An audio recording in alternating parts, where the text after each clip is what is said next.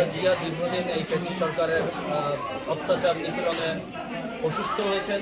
তার যে বাংলাদেশের জন্য যে স্যাক্রিফাইস, বাংলাদেশের মানুষের জন্য, বাংলাদেশের জন্য, সেটা বাংলাদেশের ইতিহাসের জন্য এক অমর উপাখ্যান, একটি বাংলাদেশের ইতিহাসের অংশ। আর দেশনেত্রী বেগম খালেদা জিয়া মানেই বাংলাদেশের গণতন্ত্র।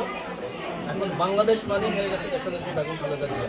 দেশনেত্রী বেগম খালেদা জিয়া যখন আসে, বাংলাদেশ আসে। তো আমরা আমাদের দেশনেত্রী বেগম খালেদা জিয়া সুস্থতা বাংলাদেশের গণতন্ত্রের জন্য, সুখী সমৃদ্ধশালী বাংলাদেশের জন্য খুবই জরুরি।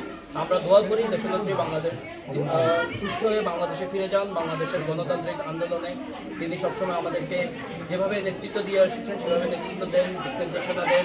আর আমরা আরও চাই আমাদের দেশনায়ক তারেক রহমান, যিনি তার বাবা মায়ের মতোই এখন হাজারো বাংলাদেশের গণতান্ত্রিক আন্দোলনের যিনি মুখ্য স্বপ্ন, যাকে ঘিরে আমরা সবার স্বপ্ন হলো, তিনি তার নেতৃত্বে বাংলাদেশের একটি সুখী সমৃদ্ধ গণতন্ত্রশীল বাংলাদেশ প্রতিষ্ঠিত হবে। আমরা সেই কামনায় আমরা আজকের এই দোয়া আমাদের ফেনী জেলা জাতীয়তাবাদী ফোরামের পক্ষ থেকে, এবং আমাদের এটা শুধু আনুষ্ঠানিকতা নয়, আমাদের গণতান্ত্রিক আন্দোলনের জন্য, আমাদের দীর্ঘ আন্দোলনের জন্য আমাদের যে কমিটমেন্ট, সেই কমিটমেন্টের একটি বহিঃপ্রকাশ হচ্ছে আজকের এই আয়োজন।